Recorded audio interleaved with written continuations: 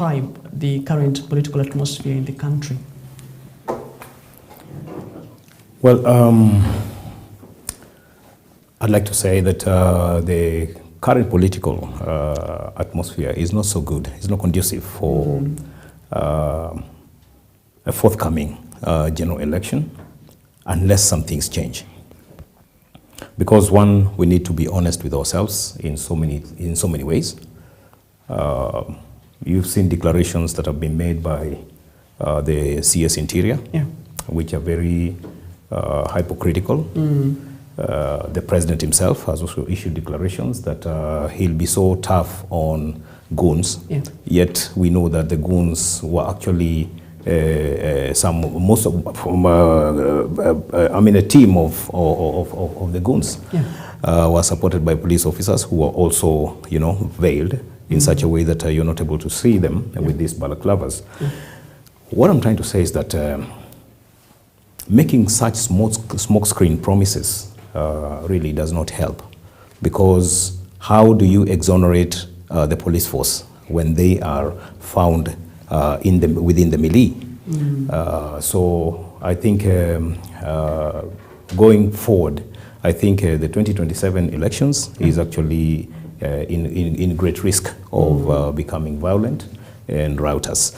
IEBC, which is the key player of this electioneering exercise, has failed totally, because you don't talk about voter bribery, and it's done very open by government officials, and you say nothing. So I don't know whether it is voter bribery against the opposition or voter bribery against the act, because if you are so prejudiced to executing the laws that are actually in place for the IEBC as an institution, then it means we actually gripped with some fear that the country might end up in what maybe similar to what we witnessed in 2007, because we need that sincerity. And the tenacity Kenyans are now actually psyching up for the 2027 elections. I think it might be hard for them to quench. With this kind of cynicism, it might be hard for them to deal with a Kenyan who is coming into 2027 elections with this mindset that we're not friends. I think the government should change and be friendly. Friendly as in act in adherence to every law and every regulation, especially laid for the IEBC. Okay. Now, Dr. The campaign period, of course, the campaign season is actually seemingly to be, in high gear, even though official campaigns have not yet begun. What do you make of the current political atmosphere in the country, even as we head to 2027? Thank you for this opportunity. I'm glad to be here for the first time. I look at it from 2 points of view. One, we have the leadership, and 2, we have the citizenry, or the citizenship. I can see a confused leadership.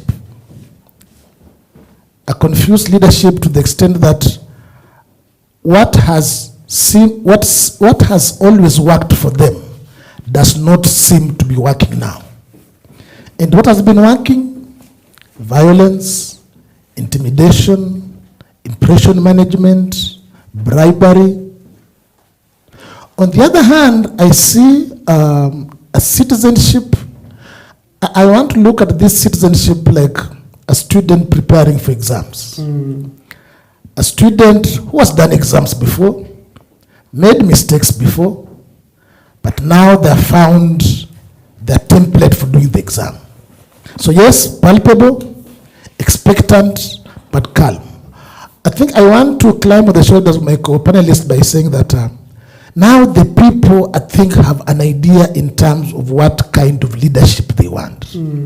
They now know that there's no political messiah. That much they are now aware. They are now looking for simple, basic things.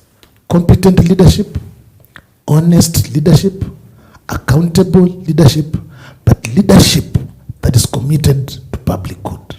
That is what I see. Okay.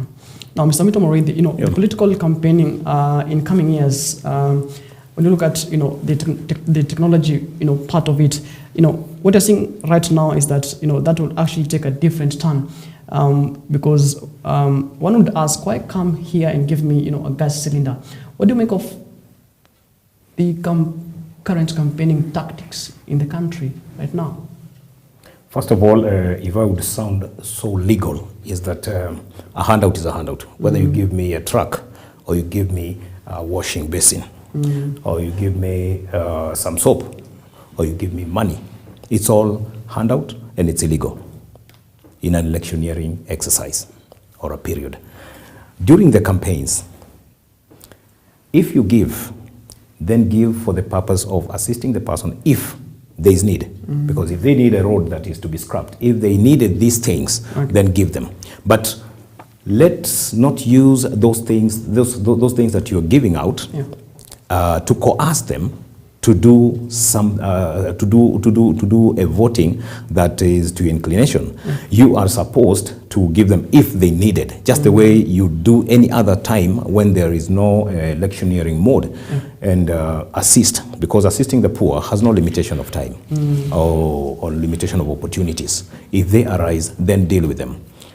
So when handouts come in whichever manner, then I think that is where it's being faulted by the law as illegal, But if something has been offered, because we don't complain that a road has been constructed, we complain about the handout. Yet the bigger handout could also be what the government would use as a tool, just to use it as a bait, to catch you to vote for them, And this is what is happening using public resources. So when you introduce the public resources and maybe introduce things like boats, trains, and such things, they are no different from a gas cylinder. They're no different from the 2,000 shillings, because it is coming specifically because of elections. You understand? Because there is always a submission of a county development plan for any fiscal year, similar to a constituency or even to a ward.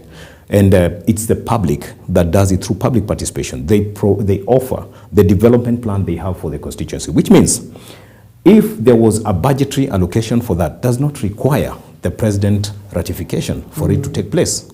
But when you see where politics is now being pushed and skewed to a candidate that is favorable to maybe the president's party or the leadership's party. Let me talk about the president, because leadership is diverse. We don't have to belong to one party in leadership. When it belongs to the president, and it happens to be that the State House is actually manipulating all national resources, then that is impunity of the highest level. And that is where I'm saying there is no small handout and bigger handout. They are all handouts and they are all illegal. If the president wanted to construct roads in, for example, a place like Olkalau, they would have done so. If they wanted them to have electricity, they wouldn't have taken back the posts, electrical poles that they had already delivered. So what you're saying is that, you see, it explains to you, bribery is what is paid in advance for you to act according to whatever stipulations you have, which means, and that's where I was talking about being coerced to do something. You are actually forced to act as per the stipulations. Nitakula hii, alafu nao utanifanyia hii. That is what amounts to bribery. So what you're trying to say is that these handouts that come around are not supposed to be, is not supposed to be there. So let's not be selective when we are addressing handouts of maybe gas cylinders, mattresses, whatever. And we are not talking about trains and all these kind of things that come about for the sake of electing a candidate favorable, favorite to the candidate, to the leadership. Now, Dr. Edwin Wanjau, let's talk about state accountability. You know, in each and every single thing that happens in the country, someone, you know, has to watch over how things are done. We talk about funds, you know, how are you using our funds? We talk about, you know, extrajudicial killings, who is responsible? You know, in terms of state accountability over the 4 years of this regime, you know, how has that been? Now, our understanding of state accountability has to be seen against the backdrop of exactly what the state is. And so we need to be reminded of why and how did the state emerge, and with what objectives and with what responsibilities. Now, the duty of the state is to ensure that things operate as the law states them to operate. So therefore, the state therefore superintends over violence, but ensures that institutions work as they are supposed to work. And so, in the last few years, we have seen state operators which, rather than supervise and implement institutions to implement their mandate, we have had a statecraft that wants to claw back the independence of institutions. We've had a leadership in the governance system that doesn't want to depend on institutions and the rule of law, but wants to depend on personalities. And that has been the confusion that has emerged in this governance ecosystem. The failure to understand policy, the failure to institutionalize policy, and the failure to institutionalize rules of engagement. So therefore, what do we have?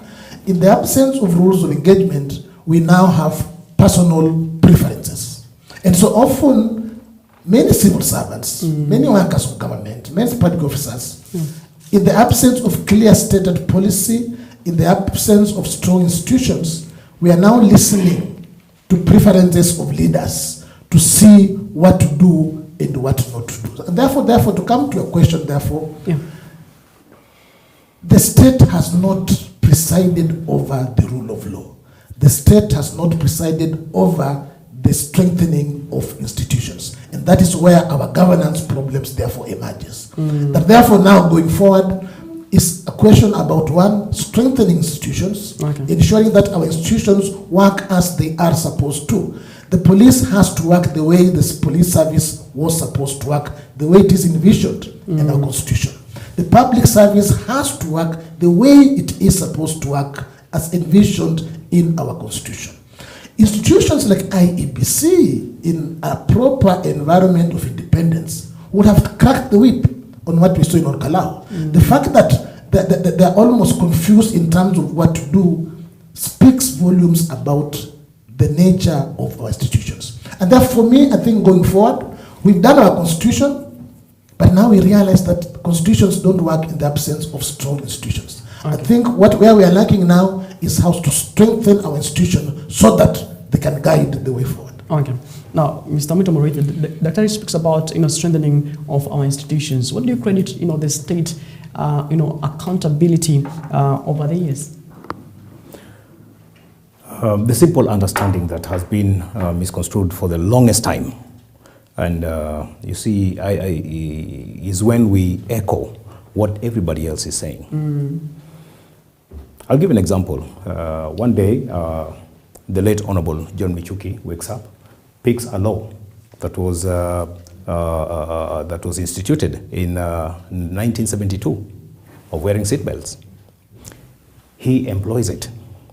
And once he did that, change came. Today, everybody is comfortable in the public vehicles because you are seated, no congestion, and issues of mugging and thefts, they all ended, all at once. Why? Because they picked a law. So it is not about increasing, adding more laws upon laws. It is the accountability, the transparency, and the responsibility of the staff. The people who've been assigned to carry out certain duties. If I walk into EBN TV, it's an institution. But EBN will be credible and will uphold its dignity if the staff and the management and the leadership carry themselves as so. What you're trying to say is, if we indignify ourselves, we lower our standards up here, we choose not to go by the laws and maybe go by the political whims or go by emotional attachments to whatever law or rule or system that is there, it becomes a problem.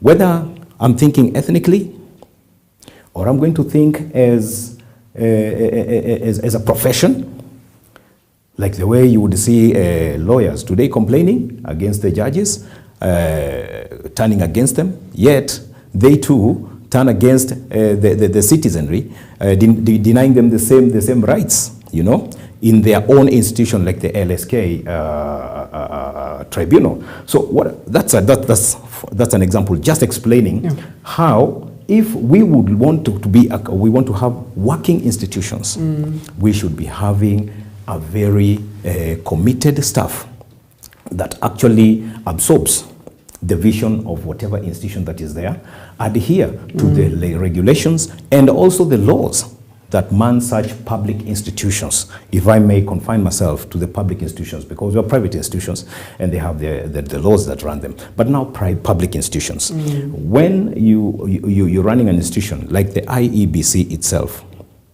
it has been granted independence. If we do not act independently, then we will be working to the whims of somebody who will have granted ourselves, offered ourselves to drive us. You understand? And that's where you see a problem. If I take an example of maybe a chairman of the IEBC, without delving into other commissioners, you saw the example of the Cherera 4. We are ODM compliant. So we will do whatever pleases the ODM brigade and ODM leadership. Same thing. When Ethicon was appointed, there was even cry. Because of what? Because the person whom he was working for previously, in the previous term, is one of the principal advisors of the president, working and serving in a very elated position. Former Governor Nanok of Turkana, and he was working in the legal department for Governor Nanok, so call him his advisor. So when you introduce your advisor into status where you've been granted work, it means one thing, that there will not be any fairness. And that's why you're seeing, and I said here, that if Ethicon does not act according to the rules and the laws that actually empower IEBC, then he will not be different from any other IEBC chairman that has been there, save for Isaac Hassan. And I say that, and I'm repeating it again today. With all Kalau, what you saw, with other by-elections that have taken place, violence in Malaba, he never condemned. Violence in Narok, he never condemned. Violence in Kariobangi, he never condemned. So what I'm trying to say is that he is, as at now, a total failure. And let me tell you, it's very hard to teach an old dog new tricks, and it's very hard. If Governor Nanok's mind is like that, then I don't know how it's going to be in 2027. So I've just taken him as an example. That institution is actually backed by the law, by the constitution, and it has its own regulations that this is how a candidate should conduct himself, a chief agent should conduct himself. An agent in a polling station should correct. Mobilizers, everybody is actually under the IEBC regulations. So if IEBC leadership, led by the chairman, would act accordingly, then things would be different. But as at now, there is no hope. But we hope that if he's going to change his character and become as independent as the law backs him up, then we'll have a different Kenya. Fair enough. The elected leaders are said to be, the panacea of the electorate grievances for the next 5 years or so. And what determines their election is actually, their performance record over the years. When they come and say, I promised, an end to abductions, what have you done about that?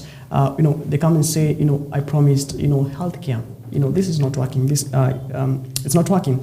When you look at these things in terms of accountability to the people, where what must be done for the political class to see that, or to realize that accountability is not about to the National Assembly, but to the people? I think that question takes us back to the architecture of the state and the architecture of the social contract. Who is doing what for whom? I think for a long time, our understanding, the people's understanding of governance has been misplaced. And even the leaders' understanding of their role vis-a-vis the people has been misunderstood. And this has all to do with the concept of development. And for a very long time, the people have thought that they put in place leaders to bring development. And the leaders have caught onto that lie and then fashioned themselves as purveyors of development. And the whole idea about even bribery, the whole idea that I'm going to bring development is structured upon that kind of faulty thinking. I think what the 2010 Constitution helped to do was then to put that right, to show the citizens that they are the purveyors of their own development. The preamble talks about we the people. And so the people are now quietly but steadily accepting the central role in the architecture not only of governance but also of development. My point therefore is that the back of ensuring that this rule of law and institutions work and leaders work is on the people. I think our people are now realizing that they cannot outsource that responsibility to institutions or to the Constitution. All those are tools available to the citizens to do work, but eventually the back of this responsibility falls on the people. And the people are now realizing this. And the people now know the kind of leaders that they want. They also now know that leaders don't bring development. It is the people who think about their own development. It's the duty of leaders then to organize and implement that development.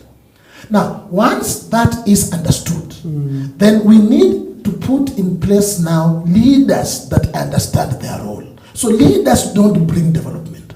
The whole idea about bribery is the misconception that I'll bring a road, I'll bring the gas, I'll bring the bridge. Leaders don't bring anything.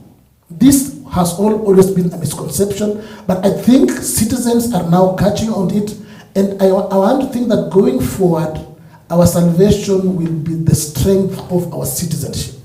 We need, and I think people in Ukalao just showed a bit of what happens when citizens realize how much power they have and what they can do with that power. Because at the end of the day, we have had a scenario where for a long time the tail was wagging the dog. And now the dog has realized, I am the dog. I can wag this tail. The responsibility, therefore, of good governance and good leaders falls on the people.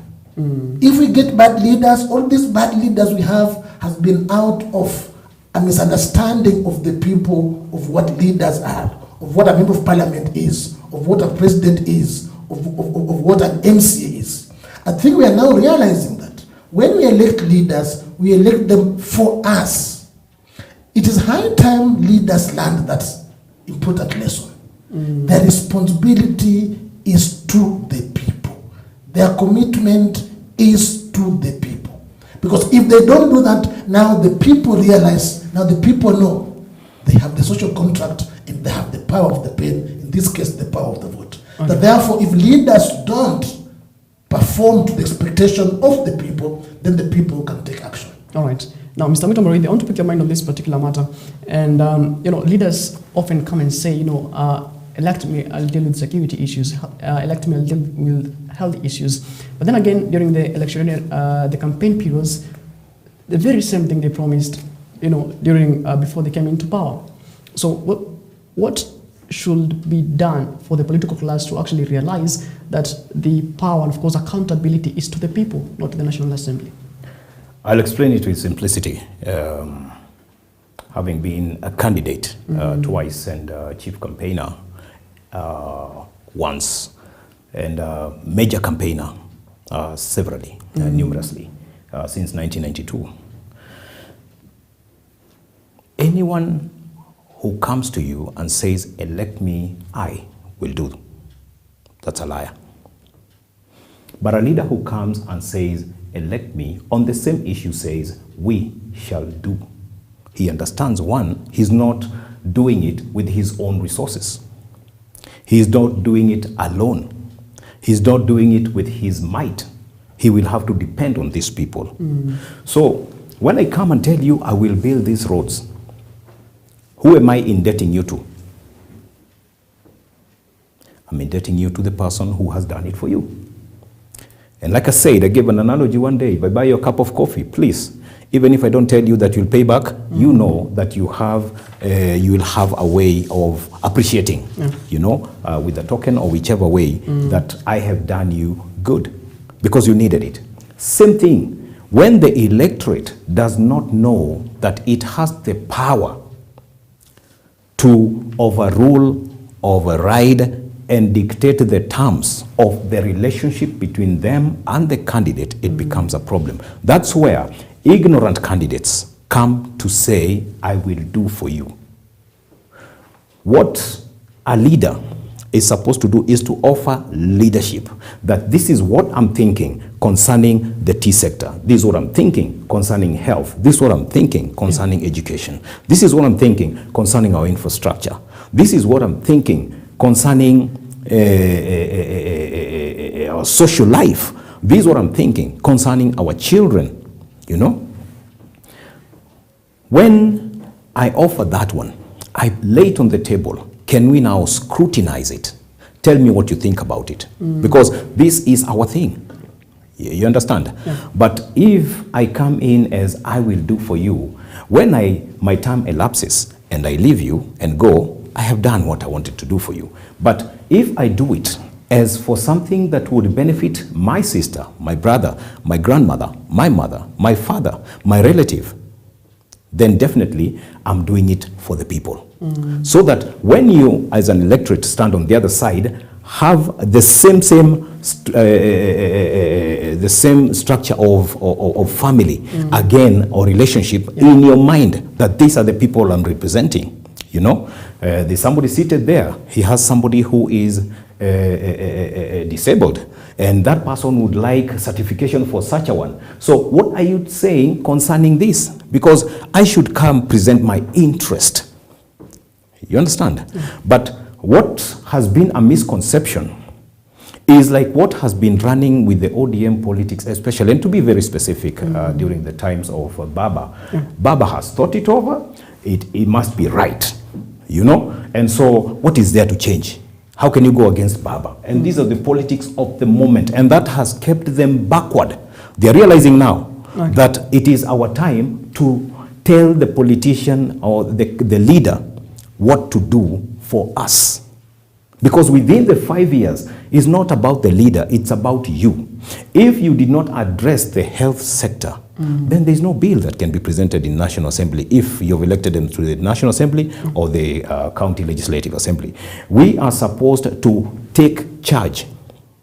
Like the way you saw, although I don't want to talk about Olkalau as an example, because this was a Ruto, Rigathi Gachagua, tussle. The people realized one thing. We have the power, we have the mandate. Tell us what you want to do for us. And this is what is supposed to happen. When I'm vying, I vied in Savannah ward, I vied in Chinga ward in Othaya, and I've been a chief campaigner in Othaya. I always told them, it is what we can do together with our leader.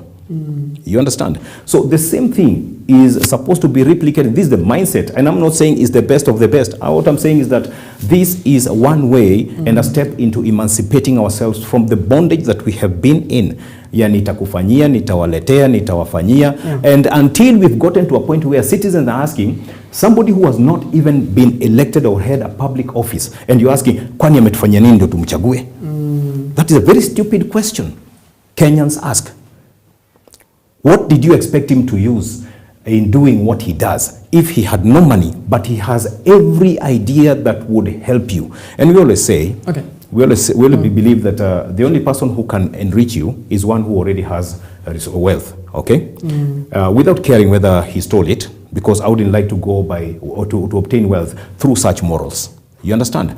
I would like somebody who would be morally upright and tell me, let's grow by time or with time, you know? And that person would help me because I can see the practicality of it. But any person who drops 1 million shillings, 2 million, 10 million shillings in my account, without caring whether somebody was killed like what we are witnessing here, so people who have wealth, killing other people because they have the power on their side and thinking they would manipulate the law, is the same thing that happens. Politicians whom Kenyans have been electing are politicians with the means and abilities in terms of financial resources. We need to emancipate ourselves from that kind of bondage. We'll have a different Kenya. And Mr. Mito, you spoke about, the Mwananchi should actually ask, a leader, based on what have you done for us? But then again, one asks the question then, the Mwananchi actually pays taxes. And of course, these leaders are there, to push, the development projects across, their constituencies and wards. So how then again should the Mwananchi not, call for accountability from the very same leaders? Mwananchi is seated there. I've presented my manifesto. This is what I'm thinking concerning that bridge, that road, that sector of economic earning. This is what I'm thinking about health. I'm thinking about this. That guy is selling a manifesto. And this is how we can obtain resources away from what is already legally assigned for us in that fiscal year. We have the CDF, NGCDF is given to a member of parliament, for instance. How far can that person go if he chooses to become innovative, creative? There are organizations which are waiting for you to come and tap those resources and assist your people. So sometimes we will ask, hey, how come somebody does this, this much with just the CDF money? You just have to be innovative, creative, and you're not supposed to set limits. Because once you come in and set limitations, mean Tangalia CDF, and that's in Tangalia World Fund, and that's all, that becomes a problem. So what you're trying to say is that the diversification of the thinking of a leader is what is needed in this. So one thing I would wish that Kenyans would do in electing a leader, they should be the one to do the scrutiny, the evaluation, and the analysis. Then they conclude that this is the person who is ideal for us, not the wallet. All right, Dr. what do you make of the issue of promises made by leaders in the manifestos and of course in the campaign trails? Should there be the intent to deliver the promises, because they say promises are there to be kept? Of course, the idea in Kulipa. What do you make of the whole thing of promises and delivering what you promised? Now, thank you for that question. One of the biggest challenges of leadership in this country is the failure by those who aspire to positions of leadership to understand and appreciate the architecture of governance and leadership. I'll give an example. If you take a basic student of mathematics, they will be familiar with something called board mass. That is how you deal with any arithmetics problem. You follow board mass. That is the architecture of it. Brackets of division, multiplication, addition, subtraction. The board mass for leadership and governance is the Constitution. And we have got many people who aspire to positions of leadership who have no idea what the Constitution says. Unfortunately, we also have many Kenyans who are not familiar with what the Constitution says. Now, your question about manifestos. Manifestos have been overtaken by the 2010 Constitution. We now have a major manifesto called the 2010 Constitution. It tells us everything that we want to do and how to go about it. Now, people who aspire for leadership position then become vision holders. They become vision carriers. So you pick what is in the Constitution, and then you tell the people, I think this is where we want to go. And this is where we want to go. My vision of how to carry you to this place is 1, 2, 3. And that therefore our elections then become our buying into an individual's, a leader's mission of how to carry us to a vision. Unfortunately, what we have today are not manifestos. What we have today are lies and half-truth and impression management. You know, wake up any politician at night and they will have a vision, and they'll have a manifesto of what they want, it is they want to do for the people. But where is the problem? They have no understanding, one, of the problems of the people, and two, of the broad mass of getting the people the vision that they want. What is important, therefore, is for citizens now to be able to look through what leaders are saying and see those who are lying through their teeth, and therefore be able to differentiate those who can help them realize their vision and those who are simply there to pass their time. Okay. I want us to take a short breather here on the Leadership Challenge show. We'll be back in just a bit.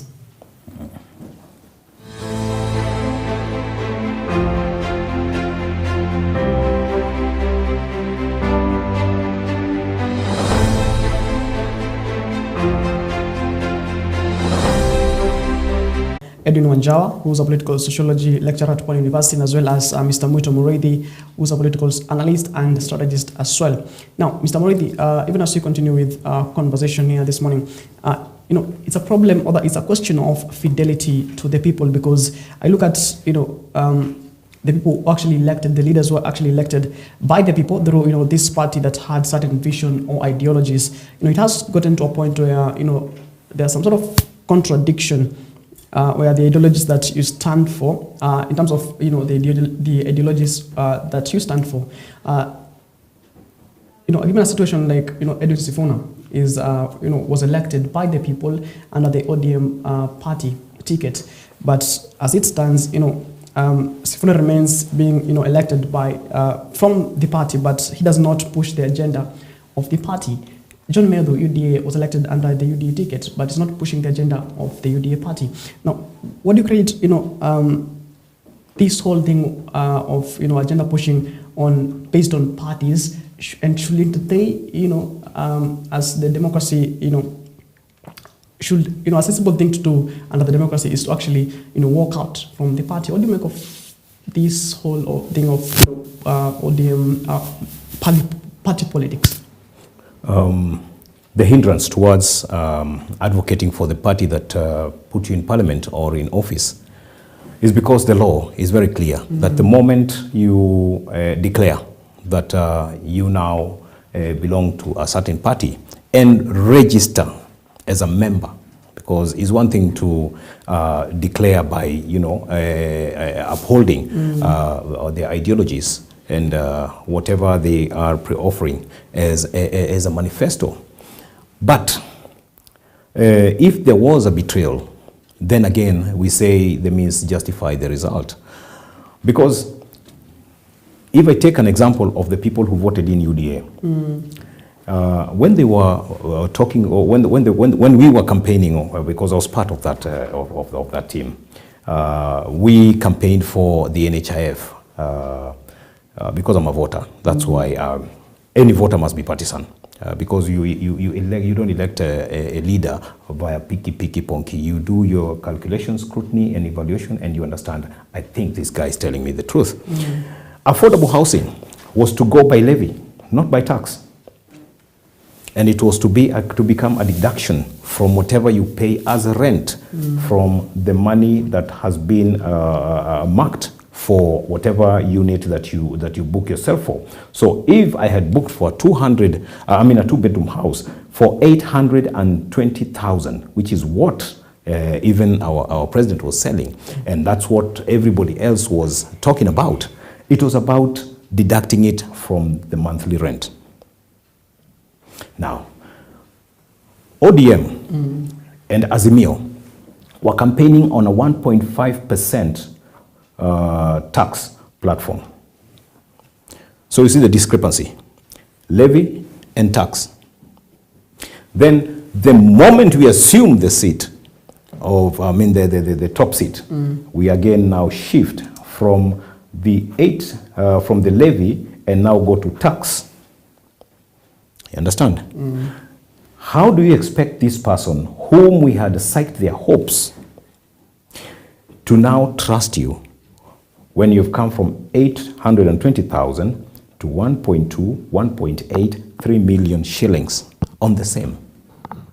And the tax is non-negotiable. The government will tax it from the poll. And that's it. So when you subject your people to that, let alone now the leaders, because I'm talking about now the leadership, which has also been betrayed, because the people who campaigned for you are the ones who were elected. Now, the people who were within their network to effect this to every other Kenyan are the citizens themselves. So you see, it is something that spirals all the way to the people down there. So when you see a member of parliament still in parliament, it's because, one, he has not done the deregistration from a political party and registered as a member to another political parties. But you can uphold ideologies which you feel that this would work for the nation come the next day. And that's why we're saying, if we become honest to ourselves, then we would do it. Because it is not an abrupt, it was not an abrupt change of mind. I think the leadership from the top, they knew that they have nothing to do with the levy thing. They will act on tax on the affordable housing. Okay. Shiv and Shah versus NHIF. The campaign platform was, if we can just add 800 million shillings, then we'll have a transformed NHIF that will accommodate and fund for every sickness, including chronic diseases. That was the campaign platform. Then once the new government was instituted, the issue of NHIF, it was actually killed, mercilessly, without even paying back those people who had offered services and all these kind of things. Then institute Shah. Only to realize, with what was actually came out as an expose from the dailies, that two people, one is running Convergence company, and the other one is a member of the APEIRO. And today, Convergence and APEIRO are actually running Shah Authority. You understand? It's not the government running it. You've heard about 2 shillings per whatever, I don't know. When you hear these things and you realize that there was an attachment of, as per the dailies then, in 2025, I think it was actually coming out that the current CS, Aidan Duale, is one of them. But look at the coincidence. Soon as you have agreed to allocate 104 billion, which is 100 times the 800 million that we had campaigned for, and introduce 104 times beyond what we had budgeted, it means a taxpayer will suffer. And who's the taxpayer? The same citizen who voted for you. Now, leave alone even the leader, the person who led the team, so that you can elect him, the Meadows and the others.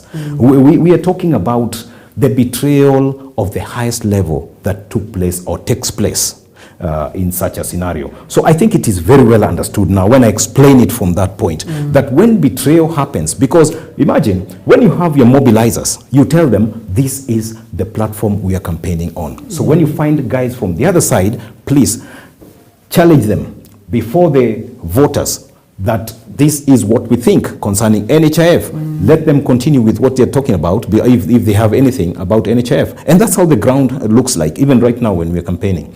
So the leadership right now, when you're elected, once you've been elected, if you've not deregistered yourself, then it's registration that determines as the final thing. But propagating ideologies, anybody can do that. So the change of mind that was negatively, that's impacting negatively on the electorate is now reaping the results. And that's why we are asking why so-and-so is expressing this kind of ideologies, explaining this kind of ideologies, and he does not stand for the party ideologies. So with the party, like I said last week, it's a vehicle. Okay, fair enough. Now, Dr. Even as we talk matters to do with accountability, it's good that we know the problem and we are talking about, the solutions. We're talking about the issue of gonism and the end of, the day. It's so rare that we get to see the financials of, these atrocities in the dock, either arrested, prosecuted, or even jailed. So how do we get to such a point where, we root out these rogue elements? Because as it seems right now, the IPOA seems to be, toothless dog, sorry to say. Now, it is true that the ugly head of violence and goonism seems to bestride our politics today. But you must understand where the goonism and violence is coming from. You see, ideally, democracy is a marketplace of ideas. And these ideas are held in vehicles called political parties. And so every political party has its board mass of good governance in terms of ideologies, in terms of what to do and what not to do. And so we have this marketplace of ideas about how to reach our vision. Now, the nature of our politics is that on paper, we are a multi-party democracy, meaning there are many parties with ideas. And it's these competing ideas that then that we elect to then implement our vision of a Kenya. But instead what we have is that we don't have political parties as they were envisioned to be. What we have are special purpose vehicles for people to attain positions of power. Not even leadership, to attain positions of power. So in an architecture of democracy where you lack strong political parties, let me ask you, so ODM is supposed to be the oldest political party. We've been independent for 60 years. I think ODM probably, I don't know, 15, 20 years, is supposed to be the largest, strongest political party. The ruling party was formed in the run-up to the last elections, And I won't be surprised if there will be a new ruling party in 2027, So the absence of strong political parties is part of our problem. Now, where does goonism come from? Goonism comes from in the absence of a marketplace of ideas, or when we have people aspiring for leadership who have no vision, who have no ideas of how to take us wherever it is they want to take us, then what currency can they transact in? They can transact in the currency of violence. They have no ideas, but they have violence. They have the money to buy pangas and rungos and ABC, So what do? Goonism thrives in an element where if I know my competitor here has ideas, I make it impossible for him to market those ideas in the democratic market. Now, if he can't sell his ideas, so what do I sell? I sell my violence. And therefore, people elect me not on the vision of the people to the next, but on my ability to corrupt things, on my ability to cause violence. When you make me a member of parliament or a president or a governor because I can thrive in violence, then for the next 5 years, there is nothing that I can help the country with. And so, my point is that any leader whose transaction is violence, that transaction must not be allowed to take place. Who Who decides whether to transact or not? The people. It is the people who are bought. It's the people, the young men and women and old people who delve into violence. When you see clips of Olkalau, it's people like you and I who are being used to this money. My point is that governance does not survive in the absence of strong citizens who know what it is that they need. All right. My director is telling me, we're ahead of time. Mr. Mutomoroi, they want to give you just a minute to, give us a parting shot in regards to, the roadmap to 2027, even as you get up for that particular electioneering period. Well, although I was expecting we would have enough time to talk about so many things that are going around the country, let's talk about elections. 2027 is coming up. And like we have mentioned, there's so many things concerning the IEBC. We have spoken about accountability. We've spoken about transparency. We've spoken about Kenyans transforming their minds, in updating the software of the mind, and begin now to do the evaluation, the scrutiny, and the analysis of who the kind of leader that they want, have their own demands, and dictate over those demands, because this is the key thing. If Kenyans would now change and begin to see things from that sober perspective, I think we will have a very changed society, and thus lead to better elections, electioneering period henceforth, and until elections. So I'm just hoping that there will be a transformation of the mindset, like I said. We have discussed a lot about the attitude, and that attitude is what is supposed to change towards posterity. Because any choice that I'm supposed to make, I'm supposed to think about the future beyond the day of election, August 10th. I'm supposed to think beyond that. What's gonna be, what's gonna happen, and how are things gonna be if, by the grace of God, we happen to be there. If Christ tallies, we always say that. So I think like Jesus Christ, our master, asked us one day through the scriptures, who do they say that I am? They also give their word.